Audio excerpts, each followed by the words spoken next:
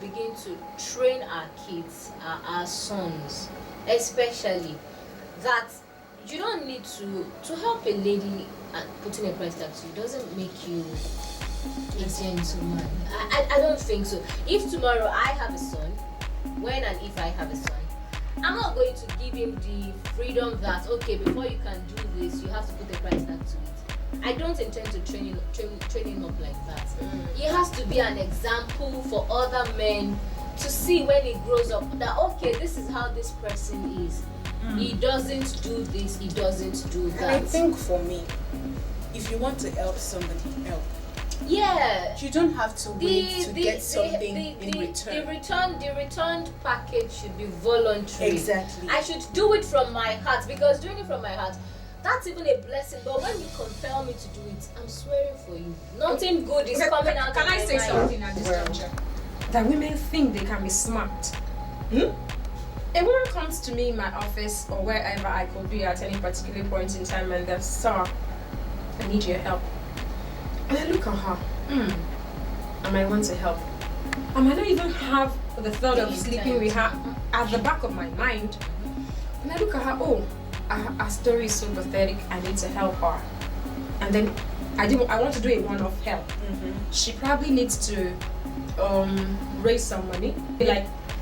And then I say to her, "Okay, sorry babes, lady, I may not be able to give you 100,000 naira. Can I give you 70,000 naira?"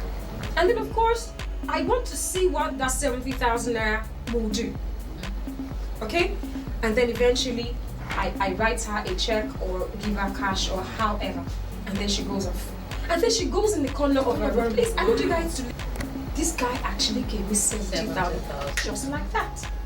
And then she goes spending the money as she wants. And then she comes back to me again and tells me another story. Men I stand for will say, "Okay, I've helped different women at different times, and every time I help them, it's always about they think they're smart. They come for my money. They come for my money you can use to help a woman. It's not only money you can use to build a woman up. You can give her a contract. You can give her a contact. You can give her a network that probably expand her business or as the case may be. And then because they think, women, some of we men that I stand for are stupid. Sorry to use that word. And then they keep coming. At a point, there is a limit to man's endurance. Yeah. I break off. Without having to ask for a tight price. So you guys should help me analyze this scenario. Okay, I get Beju. Now, Beju is saying now that it's the woman's fault.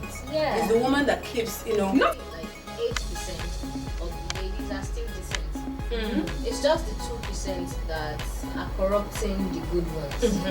Yeah. It's just 2%. Because I know quite a lot of ladies that would not.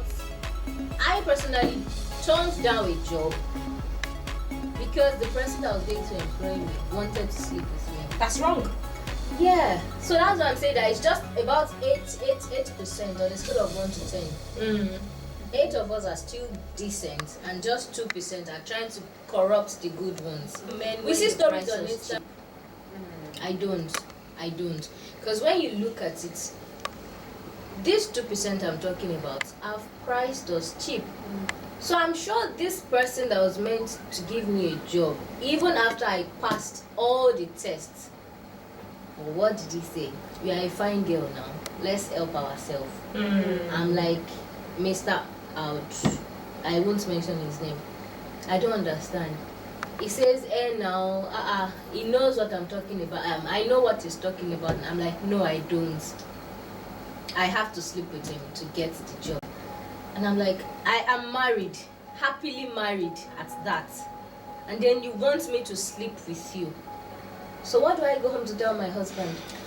Yeah, so I think that at this point, I want you guys people at home to remember that you can drop your comments, and you can also go on the page on Facebook at place.onozasie. So there's always a weekly hangout where we talk and discuss issues concerning all these things.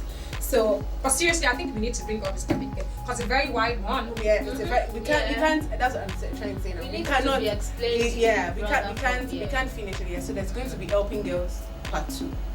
don't worry. There's going to be Helping Girls Part 2. So when we have Helping Girls Part 2, we'll even have some guys come on board and tell us their own side of the story. So your last take on it, Bisola. What? It is still the opening statements. Let's bring up our kids and tell them and show them what is right from wrong. You don't do this to get this in return. And as well for our ladies, let's bring them up in the culture that we were brought up with. You can't have all your assets on social media. You can't have everything. You have to be decent. Yeah. Nobody says you shouldn't have a good life. Have a good life, but do it with some sense of dignity. Yeah. Okay. Thank you very much. I want to borrow a little from Bisola for my last take on this topic. And I want to sit on the fence. Men should look out for genuine women with genuine reasons to be helped. Let them help them. And then the women too, I really want to tell you, please don't be greedy and think you're smart. Thank you.